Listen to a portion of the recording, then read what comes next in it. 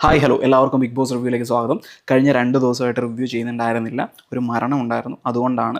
അപ്പം ഇന്നത്തെ ദിവസം 2 ദിവസത്തെ റിവ്യൂവും കൂടെ ഒരുമിച്ചാണ് പറയാൻ പോകുന്നത്. ഞാൻ പറഞ്ഞില്ലേ, പാറുവിൻ്റെ മാസ്റ്റർ മൈൻഡ് എന്ന് പറയുന്നത് പാറുവിൻ്റെ അമ്മ തന്നെയാണ് എന്ന്. പാറു ചെയ്ത കുറേ കുറ്റങ്ങൾ അത് തിരുത്തി കൊടുക്കാനുള്ള അവസരം അമ്മയ്ക്ക് അവിടെ കിട്ടിയിട്ടുണ്ടായിരുന്നു 24 മണിക്കൂർ.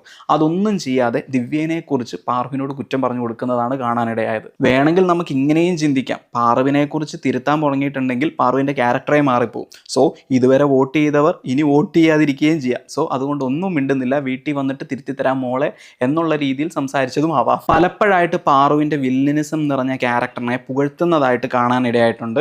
സോ പുള്ളിക്കാരിയും ഇങ്ങനെയാണോ എന്ന് സംശയിക്കേണ്ടിയിരിക്കുന്നു. ഞാൻ കഴിഞ്ഞ ദിവസം പറഞ്ഞിട്ടുണ്ടായിരുന്നു, റിയ ആവശ്യമില്ലാതെ പാറുവിനെ ഉപദേശിക്കാൻ പോയതാണ് എന്ന്. അതിനുള്ള തെളിവ് നമ്മൾ മിനിഞ്ഞാന്ന് കണ്ടതുമാണ്. പാറു പറയുന്നുണ്ട്, റിയനോട് ഞാൻ കുറച്ച് കാര്യങ്ങളൊക്കെ ചോദിച്ചു, ആ ഇൻഫർമേഷൻ കളക്ട് ചെയ്തിട്ട് ആ പുള്ളിക്കാരിനെ കുറ്റം പറഞ്ഞുകൊണ്ടിരിക്കുകയാണ്. എന്തായാലും റിയനെ പറഞ്ഞത് എന്തായാലും എനിക്ക് ഇഷ്ടപ്പെട്ടിട്ടുണ്ടായിരുന്നു. കാര്യം പുള്ളിക്കാരി കുറച്ച് ഓവർ തന്നെയായിരുന്നു കഴിഞ്ഞ ദിവസങ്ങളിൽ. പിന്നെ വന്നത് വിക്രത്തിൻ്റെ ഫാമിലിയാണ്. വിക്രത്തിൻ്റെ ഫാമിലി മെയിനായിട്ട് പറയുന്നത് ഇങ്ങനെ കിടന്ന് കരയല്ലേ എന്നാണ്. പലപ്പോഴും എനിക്കും അങ്ങനെ പറയാൻ തോന്നിയിട്ടുണ്ട്. എന്നിരുന്നാലും വിക്രം തിരിച്ചു പറഞ്ഞ മറുപടി എനിക്ക് ഇഷ്ടപ്പെട്ടു. അതൊക്കെ മനുഷ്യ സഹജമാണ്, കരയേണ്ട വന്നാൽ കരയും, ചിരിക്കേണ്ട വന്നാൽ ചിരിക്കും, അങ്ങനെയൊക്കെ പറഞ്ഞു കൊടുക്കുന്നുണ്ട്. അതെനിക്ക് ആ ആറ്റിറ്റ്യൂഡ് ഇഷ്ടപ്പെട്ടിട്ടുണ്ടായിരുന്നു. എന്നിരുന്നാലും കുറച്ച് ഓവറാണ് വിക്രം ഈ കരയുന്ന കാര്യത്തിൽ എന്ന് എനിക്ക് തോന്നിയിട്ടുണ്ട്. പിന്നെ വന്നത് സുഭിക്ഷേൻ്റെ ഫാമിലിയാണ്. സുഭിക്ഷേൻ്റെ ഫാമിലി പറയുന്നുണ്ട് ബീറ്റ് ബോക്സ് അവിടെ നിർത്ത് എന്ന് പറയുന്നുണ്ട്. അത് പറയാനുള്ള റീസൺ, പുള്ളിക്കാരി ചെയ്യുന്നതിൽ കുഴപ്പമില്ല, പക്ഷേ ആ വീട് വിട്ടിട്ട് ഈ ബീറ്റ് ബോക്സിന് വേണ്ടി തന്നെ ഇരിക്കുന്നത് പോലെ പലയിടങ്ങളിൽ തോന്നിയിട്ടുണ്ടായിരുന്നു. ഗെയിം കളിക്കാതെ, അതായത് ബിഗ് ബോസ് എന്ന് പറഞ്ഞിട്ടുണ്ടെങ്കിൽ കുറച്ച് മൈൻഡ് ഗെയിമും കൂടെയാണ്. ഇത് ഫുള്ള് ബീറ്റ് ബോക്സ് എന്ന് പറഞ്ഞ് നടക്കുന്ന സുഭിക്ഷേനെ കാണാൻ കഴിഞ്ഞു. സോ അതുകൊണ്ടാണ് പറഞ്ഞത് ബീറ്റ് ബോക്സ് അവിടെ നിർത്തൂ എന്ന്. അതിനുശേഷം പറയുന്നത് പാറുവിനെയും സാന്ദ്രനെയും അടുപ്പിക്കരുത്, അവർ വിഷമാണ് എന്നതാണ്. ഇത്രയ്ക്കൊക്കെ വിഷമുണ്ടോ സാന്ദ്ര എന്ന് എനിക്ക് അപ്പം തോന്നിപ്പോയിട്ടുണ്ടായിരുന്നു.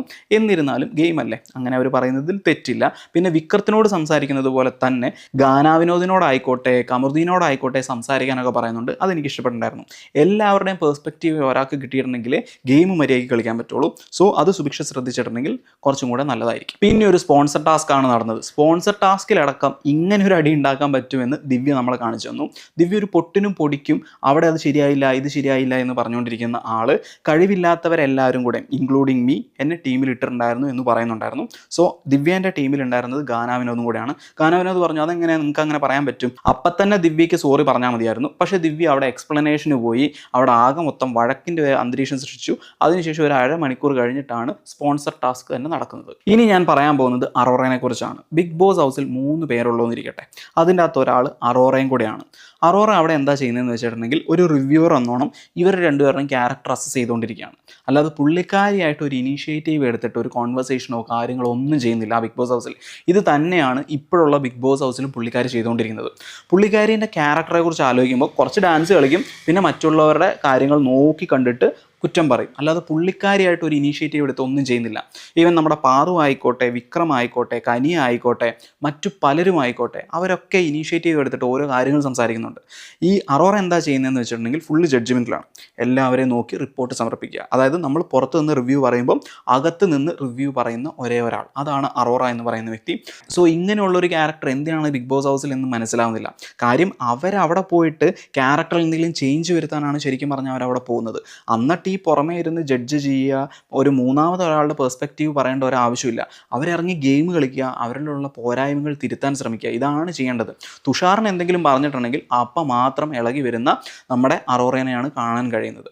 ഇനി നമുക്ക് ഇന്നലത്തെ എപ്പിസോഡിലേക്ക് വരാം. കമറുദ്ദീനാണെങ്കിൽ ഫാൻസ് കൂടാനുള്ള ചാൻസ് ഉണ്ട് പാറുവായിട്ട് ബ്രേക്കപ്പ് ആയാൽ മാത്രം. പാറുവാണെങ്കിൽ ആദ്യം എങ്ങനെയെങ്കിലും ഒന്ന് കമറുദ്ദീനായിട്ട് ബ്രേക്കപ്പ് ആയാൽ മതി, അതിനുള്ള റീസൺ തപ്പി നടക്കുമായിരുന്നു. പക്ഷേ ഇന്നലത്തെ എപ്പിസോഡ് കഴിയുമ്പോൾ പാറുവിന് മനസ്സിലായി കമറുദ്ദീനെ വിട്ടുപോയിട്ടുണ്ടെങ്കിൽ പലതും പുറത്തേക്ക് വരും. സോ കമറുദ്ദീനെ കൈവിടാത്തതാണ് നല്ലത് എന്ന് പാർവതിക്ക് തോന്നി എന്ന് തോന്നുന്നു. പിന്നെ ഞാൻ ഇതിന് മുന്നേ പറഞ്ഞിട്ടുള്ളൊരു കാര്യമാണ്, ഇത്രയും നെഗറ്റിവിറ്റി ഉള്ള ഒരു ക്യാരക്ടറിനെ ഞാൻ എൻ്റെ ജീവിതത്തിൽ കണ്ടിട്ടില്ല. ഇത് ഗെയിം കളിക്കുന്നതല്ല, ഇത് പുള്ളിക്കാരിൻ്റെ റിയൽ ക്യാരക്ടറാണ്.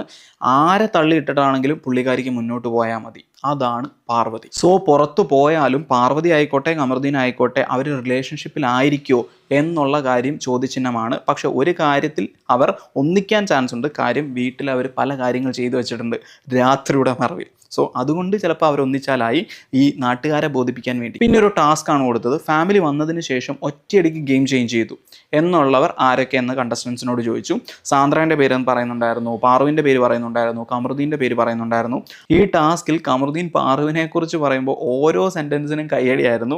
അതൊക്കെ പാറുവിന് നന്നായി കൊണ്ടിട്ടുണ്ട്. പിന്നെ ക്യാപ്റ്റൻസി എങ്ങനെ ഉണ്ടായിരുന്നു എന്നാണ്. ശരിക്കും പറഞ്ഞിട്ടുണ്ടെങ്കിൽ ഒരു ഫാമിലി വീക്കിൽ ക്യാപ്റ്റൻസിക്ക് അങ്ങനെ തട്ട് കിട്ടാറില്ല. പക്ഷേ ഇത് നമ്മുടെ കമറുദ്ദീൻ ആയതുകൊണ്ട് മാത്രം തട്ട് കിട്ടി എന്ന് പറയേണ്ടതായിട്ട് വരും. പാർവതി ആസ് യൂഷ്വൽ ഒരു പണിയും എടുക്കുന്നില്ല. ഇത് അഡ്രസ്സ് ചെയ്തിട്ടും പണിയെടുക്കുന്നില്ല. എന്നിട്ട് ആ സമയത്ത് സുഭിക്ഷേനെ കൊണ്ട് പാത്രമൊക്കെ കഴിച്ചത് ശരിക്കും പറഞ്ഞാൽ ശരിയായില്ല എന്ന് തന്നെ പറയേണ്ടതായിട്ട് വരും. എന്നിട്ട് അതിനെ ന്യായീകരിക്കാൻ നിൽക്കുകയാണ് നമ്മുടെ പാർവതി എന്ന് പറയുന്ന വ്യക്തി. പിന്നെ നടന്ന ടാസ്ക് എന്ന് പറയുന്നത് വീട്ടുകാർ വന്നുപോയി, ഇനി ഇവർക്ക് വീട്ടിൽ പോവാം എന്നുള്ളൊരു ടാസ്ക് ആയിരുന്നു. കുറേ പേര് പറഞ്ഞത് സാന്ദ്രേൻ്റെ പേരാണ്. അതിനിടയ്ക്ക് വിക്രം എനീറ്റ് എന്ന് പറയുന്നുണ്ടായിരുന്നു ദിവ്യക്ക് ഇനി വീട്ടിൽ പോവാം. പുള്ളിക്കാരിൻ്റെ എന്തെങ്കിലും ഒരു തെറ്റ് കാണിച്ചു കൊടുത്തിട്ടുണ്ടെങ്കിൽ സമ്മതിക്കില്ല, പിന്നെ ഇങ്ങനെ തന്നെയും പിന്നെ പറഞ്ഞുകൊണ്ടിരിക്കും. അതിൻ്റെ ദേഷ്യത്തിൽ ദിവ്യ വിക്രത്തിൻ്റെ പേര് പറഞ്ഞു. അത് രസമുണ്ടായിരുന്നു കണ്ടിരിക്കാൻ. ഇതാണ് ദിവ്യ എന്ന് പറയുന്ന ക്യാരക്ടർ. എനിക്ക് ശരിക്കും പറഞ്ഞിട്ടുണ്ടെങ്കിൽ പുള്ളിക്കാരി എന്തുകൊണ്ട് അവിടെ നിൽക്കുന്നു എന്ന് എനിക്ക് പലപ്പോഴും തോന്നിപ്പോയിട്ടുണ്ട്. പിന്നെ ആസ് യൂഷ്വൽ ഗ്രൂപ്പിസം ഈ ടാസ്കിൻ്റെ അകത്ത് കയറി വന്നിട്ടുണ്ടായിരുന്നു. കാര്യം വീട്ടിൽ പോകാൻ വിടുന്ന ഒരു ടാസ്ക് ആണല്ലോ. സോ ഇവരുടെ ഗ്രൂപ്പൊക്കെ ഒന്നിച്ചിട്ട് കുറച്ച് പേരെ കോർണർ ചെയ്ത് പറയുന്നതായിട്ട് എനിക്ക് തോന്നിയിട്ടുണ്ടായിരുന്നു. എക്സ്പെഷ്യലി സാന്ദ്ര, പാറു, കമറുദ്ദീൻ എന്നിവരെ കുറിച്ച്. അതിനുശേഷം നടന്നത് എലിമിനേഷനാണ്. അമിത് പോകുമെന്ന് ഞാൻ കരുതിയില്ല. അമിത് പോകേണ്ട ആളായിരുന്നെങ്കിൽ ഒരു 3 ആഴ്ച മുന്നേ ഒക്കെ പോകുമെന്നാണ് ഞാൻ കരുതിയിരുന്നത്. പക്ഷേ ഇപ്പം പോകുമെന്ന് ഞാൻ കരുതിയതേയില്ല. അതിൽ നിന്നൊരു കാര്യം മനസ്സിലാക്കാം, നമ്മുടെ അറോറ തുഷാർ വരുന്നത് വരെ അവിടെ തന്നെ കാണുമെന്നുള്ള കാര്യം 100% ഉറപ്പായിരിക്കുകയാണ് ഗൈസ്. ഇനിയിപ്പം നാളെ കനിയാണ് പോകുന്നത് എന്ന് തോന്നുന്നു. ഒരു പ്രമോ ഒക്കെ കണ്ടിട്ടുണ്ടായിരുന്നു. അതും എന്താവുമെന്ന് കണ്ടറിയാം. Bye bye.